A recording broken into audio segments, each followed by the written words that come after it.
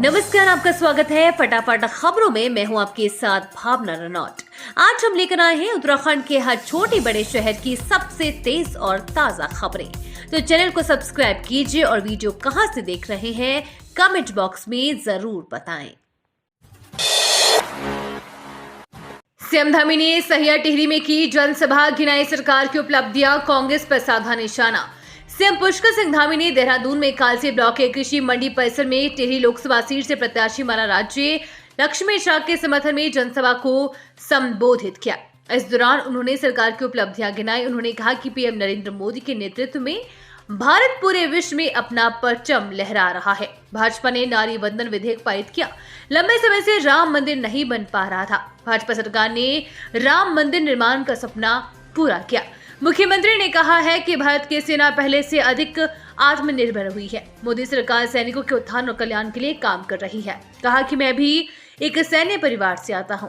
आज कोई देश भारत को आंख दिखाने की हिम्मत नहीं कर सकता। भाजपा सरकार ने सैन्य धाम के माध्यम से सैनिकों को सम्मान देने का भी काम किया है। उत्तराखंड में गर्मी दिखाएगी अपने तेवर। अप्रैल के पहले सप्ताह से ही चढ़ेगा पारा।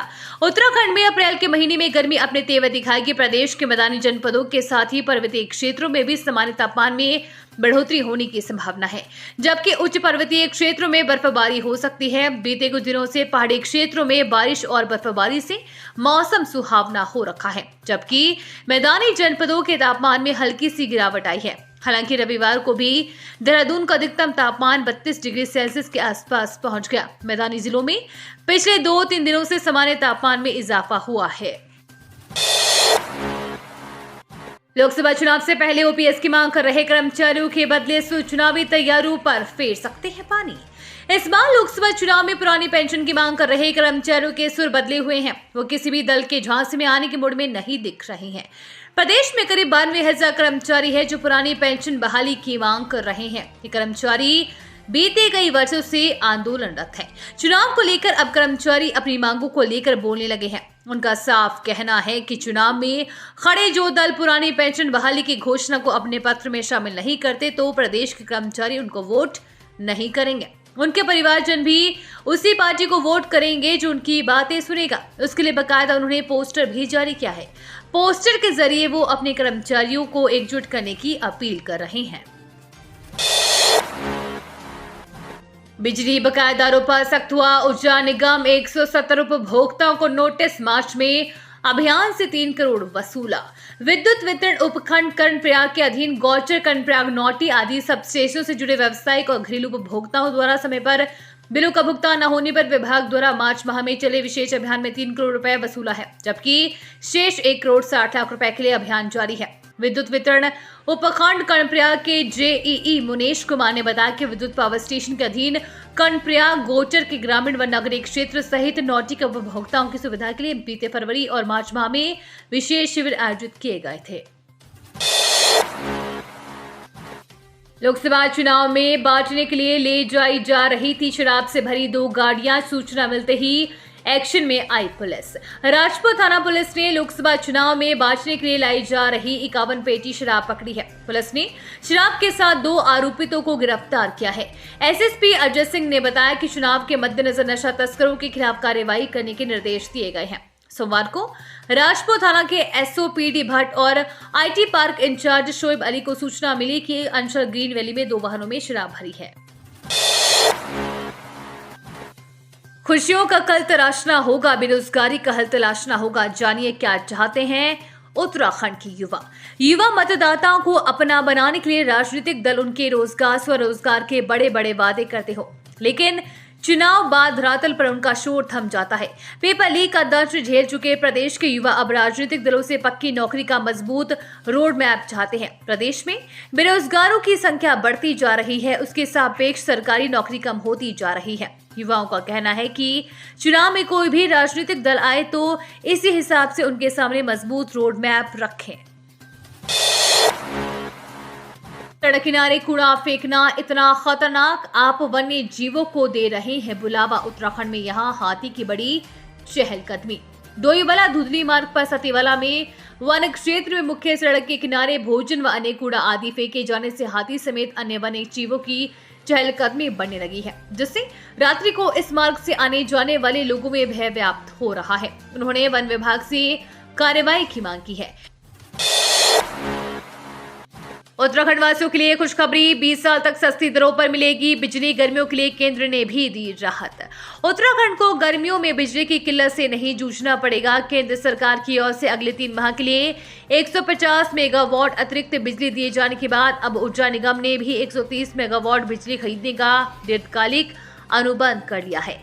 इसमें 100 मेगावाट बिजली सौर ऊर्जा से और 30 मेगावाट बिजली विंड एनर्जी प्लांट से मिलेगी। पर्यटकों की बड़ी मुश्किलें, 3 दिन चटक धूप खिलने का अनुमान। अप्रैल की इस तारीख से बदलेगा मौसम।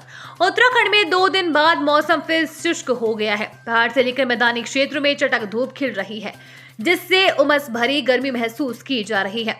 मौसम विभाग की ओर से अगले 3 दिन प्रदेश में मौसम शुष्क रहने की आशंका जताई गई है, जिससे पारे में तेजी से वृद्धि हो सकती है। खासकर मैदानी क्षेत्रों में तपिश पड़ने के आसार हैं। हालांकि आगामी 4 अप्रैल से मौसम का मिजाज बदलने की उम्मीद है और कहीं कहीं हल्की वर्षा हो सकती है। बुलडोजर चलने के बाद भी हल्द्वानी से खत्म नहीं हो रहा अतिक्रमण। हाईवे से हटाया अब 20 फीट की रोड खेरी। आसमान से गिरा और खजूर पर अटका, यानी एक मुसीबत से निकलकर दूसरी में फंसा। ये कहावत STH के बाहर चरितार्थ हो रही है। हाईवे किनारे लोगों की परेशानी देख पुलिस व प्रशासन ने अतिक्रमण हटाया था। ये अतिक्रमण अब गली में हो गया है। 20 फीट की रोड पर दोनों तरफ फड़वा ठेले लग गए हैं। ऐसे में संपर्क मार्ग पर आवाजाही ठप हो गई है। उत्तराखंड के मंत्री सौरभ बहुगुणा घायल के लिए बने देवदूत। गाड़ी रोककर अस्पताल पहुंचाया, सामने करवाया इलाज। उत्तराखंड के कैबिनेट मंत्री सौरभ बहुगुणा का मानवीय चेहरा एक बार फिर नजर आ गया है। चुनाव प्रचार से लौटने के दौरान सड़क हादसे में घायल व्यक्ति को देखकर कैबिनेट मंत्री ने तत्काल उसकी मदद की और उसे अपनी गाड़ी से अस्पताल पहुंचाकर उसकी जान बचाई। सैनिक बहुल प्रदेश उत्तराखंड में गरमाया अग्निवीर मुद्दा। लोकसभा चुनाव में पकड़ी रफ्तार। सैनिक बहुल प्रदेश उत्तराखंड में पूर्व सैनिकों को बड़ा वोट बैंक माना जाता है। यही वजह है कि भाजपा और कांग्रेस समेत सभी राजनीतिक दल पूर्व सैनिकों को रिझाने का प्रयास करते रहे हैं। भाजपा लोकसभा चुनाव से पहले शहीद सम्मान यात्रा निकाल चुके हैं, ताकि पूर्व सैनिकों के वोट बैंक को साधा जा सके। पूर्व में राज्य की सियासत में कुछ पूर्व सैनिकों को मौका भी मिला, जिन्होंने खुद को साबित भी किया, लेकिन इस लोकसभा चुनाव में अग्निवीर योजना का मुद्दा गरमाया हुआ है। CDS बिपिन रावत के आवास पर पहुंचे भाजपा प्रत्याशी अनिल बलूनी। कांग्रेस को लिया आड़े हाथ, कही ये बातें।